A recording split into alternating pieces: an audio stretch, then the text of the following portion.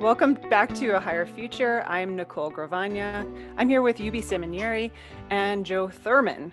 We are here with guest Todd Rose. Todd Rose is president of Populace think tank. He's also the author of Dark Horse, End of Average, and his upcoming book, which we're all very excited about, Collective Illusions. Thank you, Todd, for being with us today. Thanks for having me. Good to see you all again. Yeah, you too. You too. And thanks, Joe, for guest hosting with us again.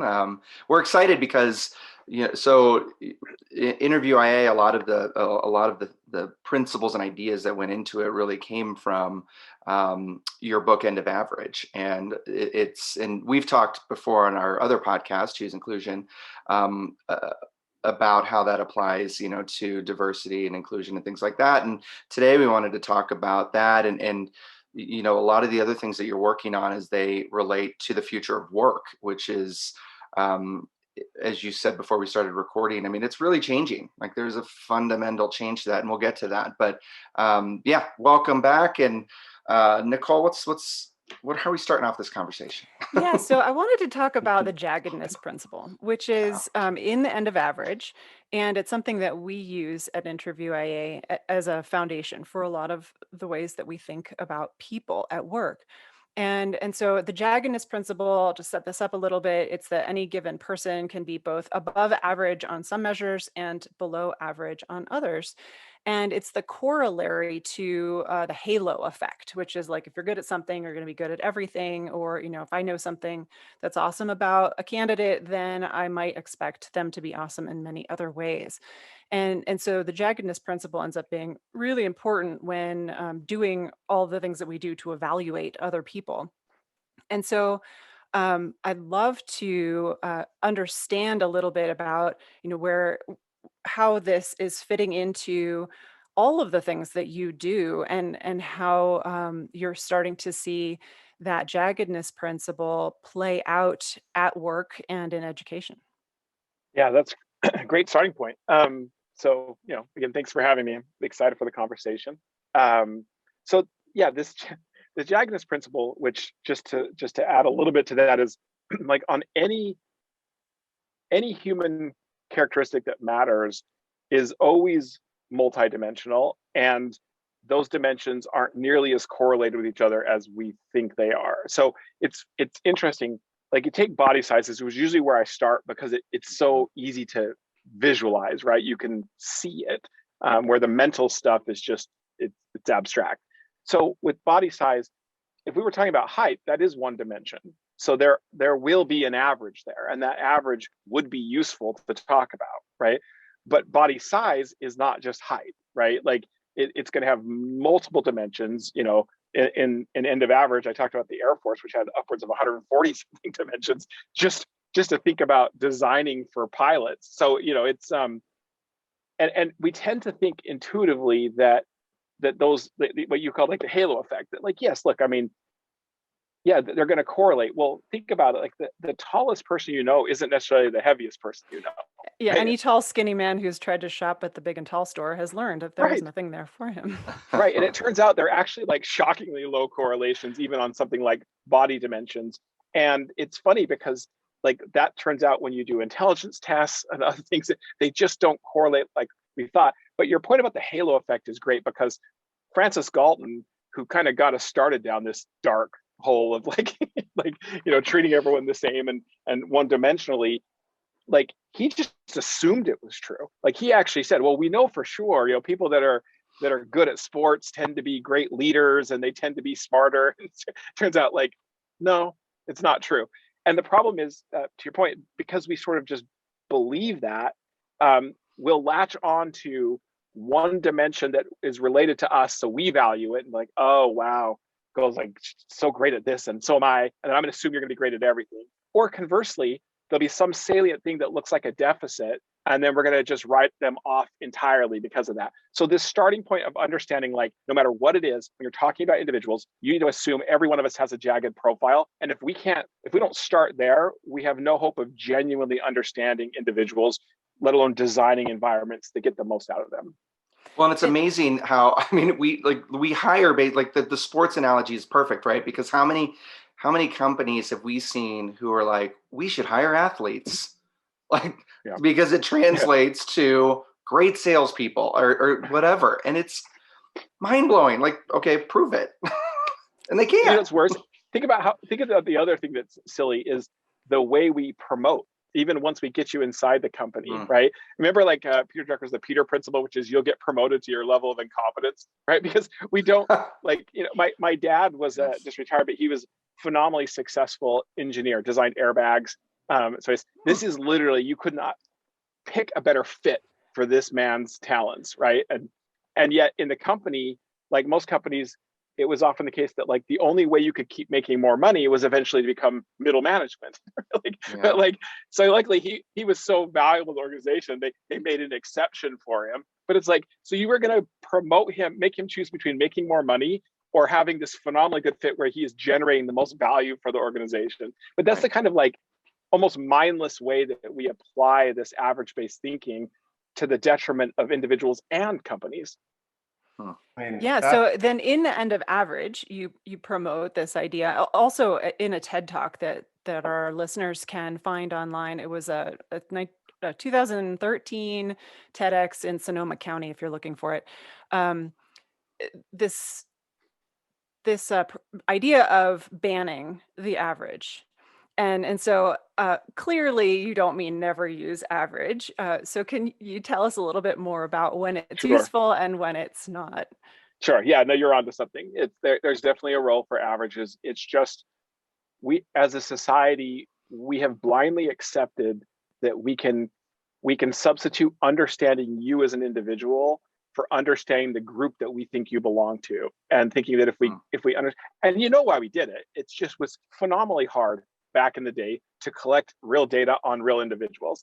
And so from the very beginning of the use of averages, you know, like even in like physics, where Maxwell, who's come, you know, a lot of the theory of gas was like, well, we can't study every gas molecule, but what if we could make these assumptions that if we took the average of it, like, well, great, okay, great, fine. Turns out it doesn't even work for gas molecules, by the way. But this is funny. Like we stopped doing it with gas molecules, but we still do it with people. But like, it's just, my problem was that it was when I would tell people group averages don't really work for individuals, it was like, I might as well have an extra arm or two heads. They're just looking at me like, of course they do, right? And they really don't. So I wanted to just force the issue a little bit to say, when it comes to individuals, here's what I would say. We are never justified mathematically or empirically to apply group level data to the individuals in those groups. Like you have no real reason to be able to do that, right? Where averages become useful is if you are trying to understand the population, right, then that's a perfectly great tool. So for me, it's like the distinction between public health and medicine. Like public health is a great place to use averages. So even you know, one of the founders of using averages, Adolf Quetelet, you know, the Belgian astronomer who really kickstarted all this, he's the guy that actually invented body mass index as a tool. Body mass index is a phenomenally good population level indicator of health. It is spectacularly terrible in terms of predicting individual health because it confuses, you know, things like fat and muscle, but also doesn't have anything to say about where that fat's distributed. So as long as you're talking about a group, go crazy with averages. They're great. When it comes to individuals, we just have to be careful, right? Sometimes they apply, but usually they don't. And you are always better off to just start by understanding the individual first and then building up from there. Thank you for putting a name. Thank you for putting a name to, I assume, who billions of people now hate because of the BMI number. I mean, literally, now people know. Yeah, now you know why it's absurd that every one of the Boston Celtics is technically obese, right? But the good news is, I will tell you the secret thing is I always carry more weight than I look like this, my body frame. And so the only upside to the body mass index is in Massachusetts, we're using it to decide who gets COVID vaccinations first. So right. I was like, finally, sign me up. Nonsensical use of average is starting to work for me. Yeah. I hadn't heard that. I didn't know that was one of the ways that states are doing it. All the COVID weight, I hope they're doing that on a curve. All of us have put exactly. I had to update it. God. I updated it for my doctor. I said, listen, I've gained about 6 pounds since I last saw you. So that, yeah, technically puts me In phase, the one-up phase. I love that. yeah. Well, I had a Yeah. question. I mean, Todd, again, yeah, your book is a must read. I recommend it to a lot of people. You really put a lot of, you explain a lot of the working theories that people are using or the conversations that people are using. You explain them in very concrete ways and theories that are really strong. So I think that, thank you for writing that and putting that out to the world for sure. One of the principles that you talk about as well, so you have jaggedness and then you talk about pathways. So I guess I have a two-part question. Can you explain in your own words what you think about when you say the pathways principle and how that can be applied to, you talk about how it applies to hiring and different things like that. So you talk about that. And then part two, when we think about the future of work, even thinking about the story about your father.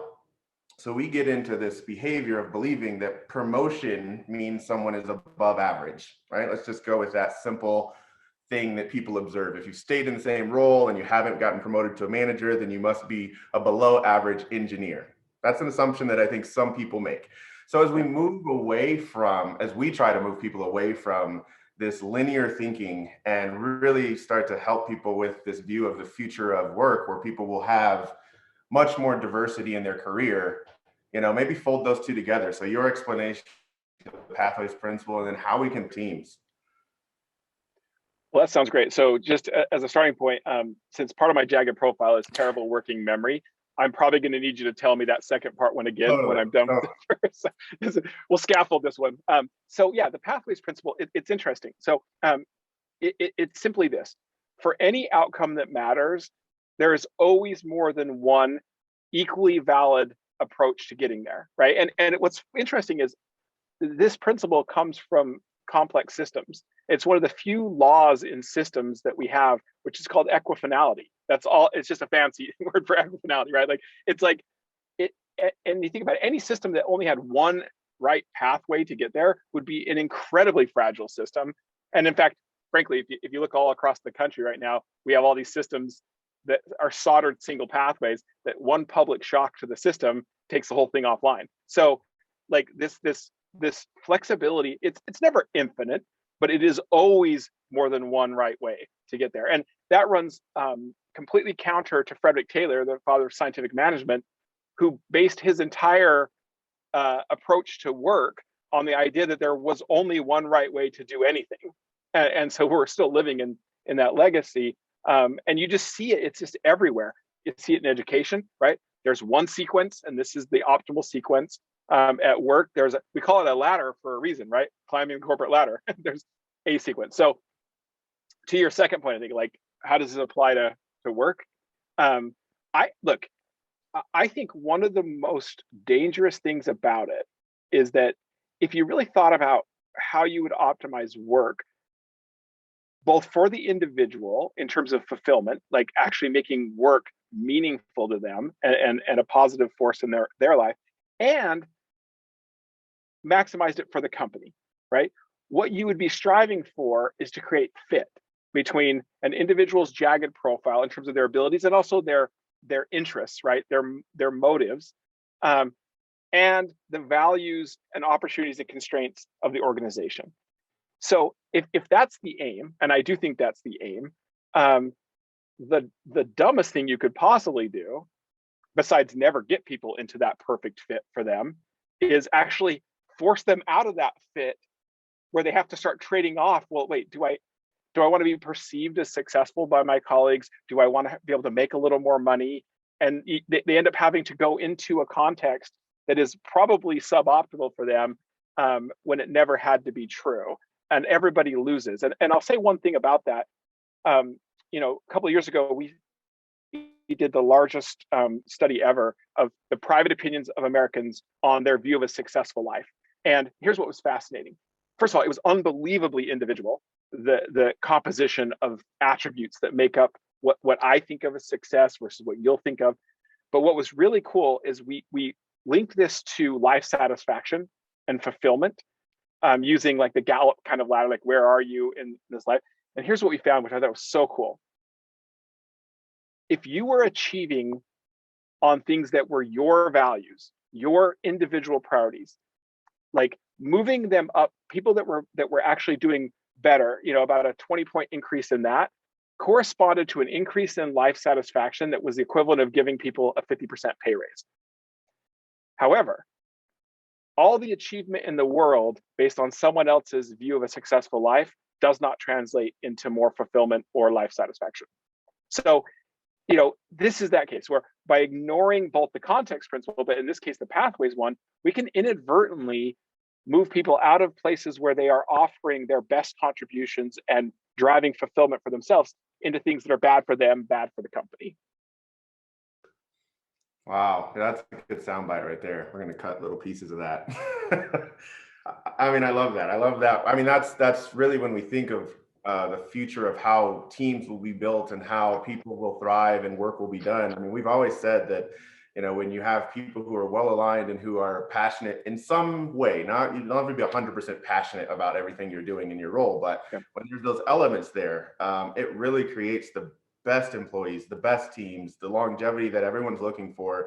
Yet many times hiring doesn't focus on any truly objective way to achieve that. So, I mean, do you know what's also kind of cool about this is, so think about the future of most work is collaboration, right? We've solved the simple problems. I mean, like most of the interesting things require collaboration. And we know for sure that when they function, the more diversity in a team, the bigger the upside, right? But the trick is when they function, right? Because diversity, if you don't understand it, actually can create threat response. It can create a whole bunch of things that actually impair the ability of the team to function, right? But one of the best predictors of whether you'll come in with a approach motivation instead of avoidance is whether you feel like you belong and whether you feel like this group is genuinely working for you.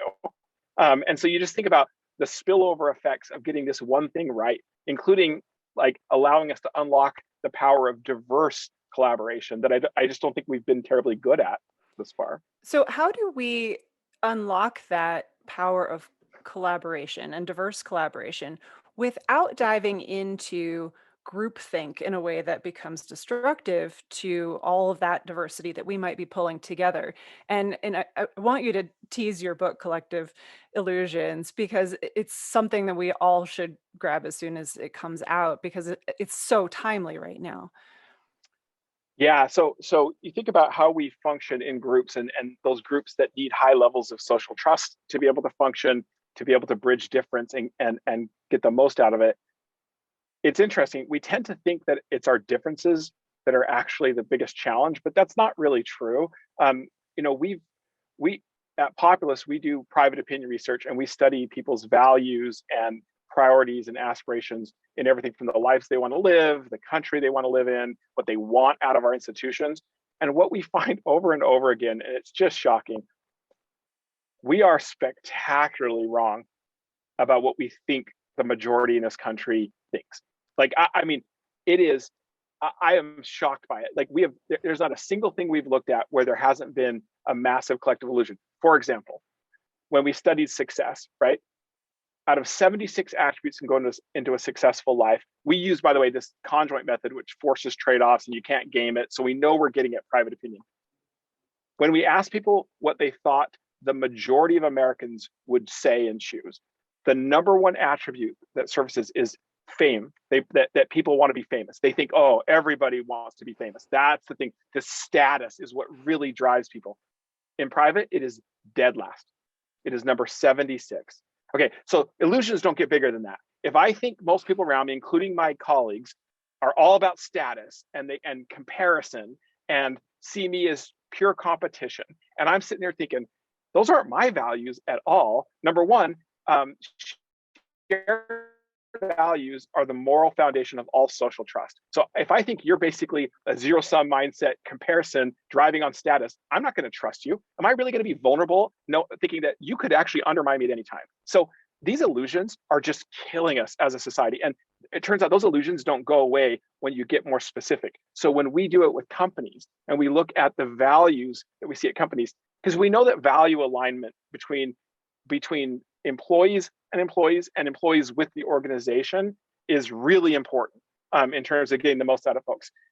it turns out that the biggest obstacle there is not actually private values, it's the perception they have of everybody else in the organization.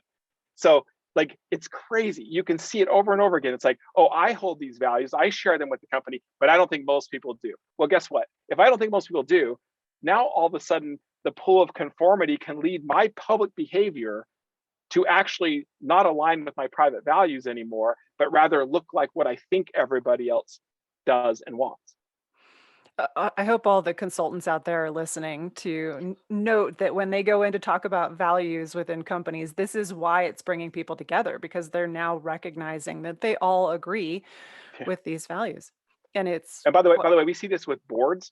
Man, you would think this stuff would go away. Oh my goodness. The boards will get like one fringe idea that's very loud, and then nobody says anything. And then when we do the follow-up with private stuff where they guarantee them anonymity, what you see is like, quite often, nobody but that one person really thought this, but nobody wants to say anything. So it's so disruptive. And so, yeah, look, at the end of the day, I will say this. I think that these collective illusions are just wreaking havoc. We know how to solve them. So that's the good news. So part of what Populace does is our culture work is we use media, entertainment, and brand to actually dismantle these illusions. It's a lot of fun. I will say one last thing, and this will be for a future podcast, is my co-founder, Parisa Rohani, is working on the second aspect of this about how collaboration happens, where like we don't know how to interact with difference very well. We don't understand it. We don't understand how to engage. And because our brains treat difference as novelty, and novelty can literally tease up both a simultaneous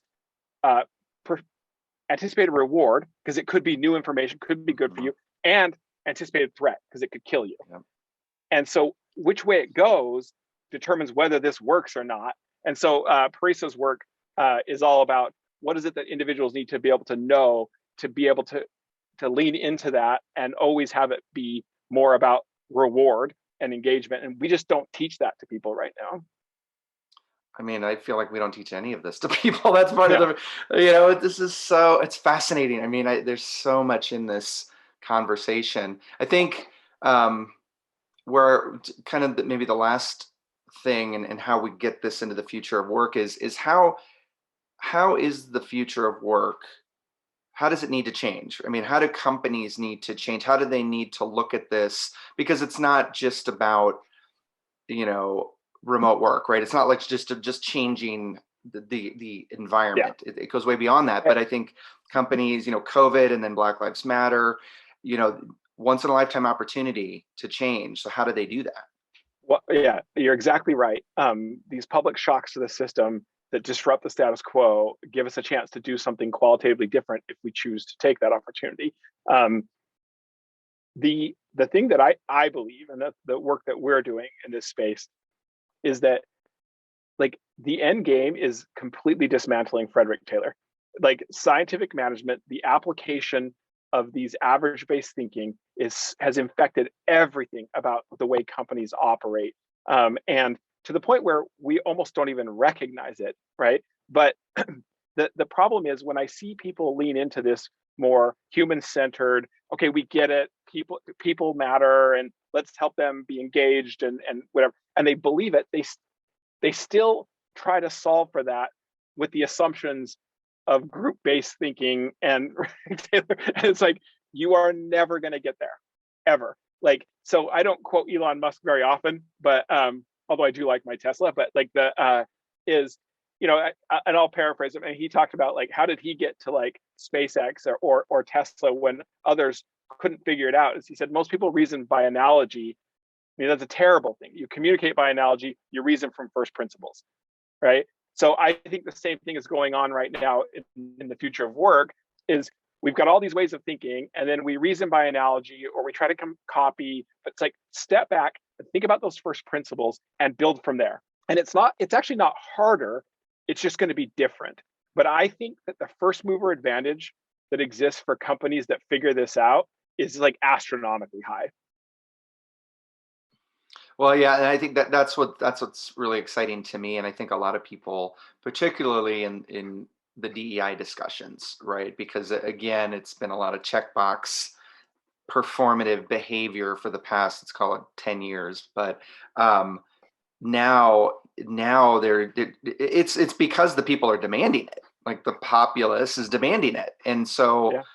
it's you either do or die at this point as an organization. And I'm excited for that piece of it, because I feel like true change, you can kind of see it, it's like it's at the horizon there. Yeah. So, and what's interesting is, especially with automation and artificial intelligence, it's funny, most of the conversation is what it will do to employees, right? But if you think about it, the whole business model you have, sure, like you'll be able to offload and automate some of that work and you'll have less employees, but you still have what that means is the name of the game is being able to do the hard stuff really well, right? And so if you keep carrying on the old way of thinking, in a weird way, AI and automation will get you a boost in probably profits for short term and actually completely tank your company in the long term, because you'll be left with like a scenario where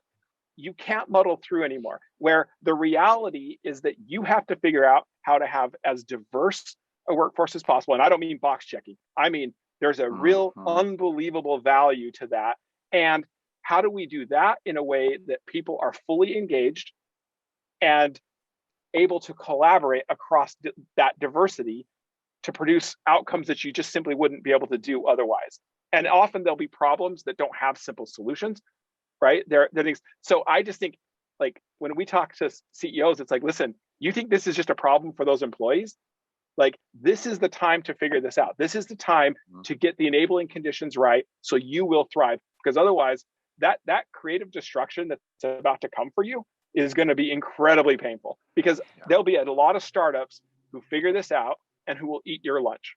It sounds like you just made the business case for diversity, equity, and inclusion very clear. Yes. Yeah. Oh, man. This is awesome. This is cool. Yeah. Thank you, Todd. This was a wonderful, great conversation. I mean, there's so much in here. People are going to need to watch it a couple times, which will increase our numbers. No, I'm just kidding. But it's funny. I love it. I love it. And I love where you're at. I love how you think about this, because it's like, once people realize that the DEI aspect is properly understood, right, and its capability of generating phenomenal positive sum outcomes in terms of material abundance, but also human flourishing, right? This is where it's going. And, it's hard when you've been used to doing something for 100 years a certain way, right? And it'll be interesting to see, will companies be able to reinvent themselves? Very few do, right? This is why you let them go and let new ones take their place. Or, every once in a while, like an IBM that can completely, I think the same thing will happen, the way you think about diversity, equity, inclusion, the way you think about hiring.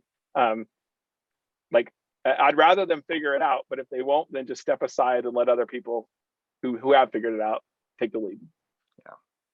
Huge. Well, thank you. It was good to see you again. You too. Great conversation. Thank you, Nicole and Joe, as always. And thank you, everybody, for tuning in. Always check out the links in the description here. We'll point you to the page and give a listen to all our other amazing guests as well. So thank you all very much. We'll check you next time.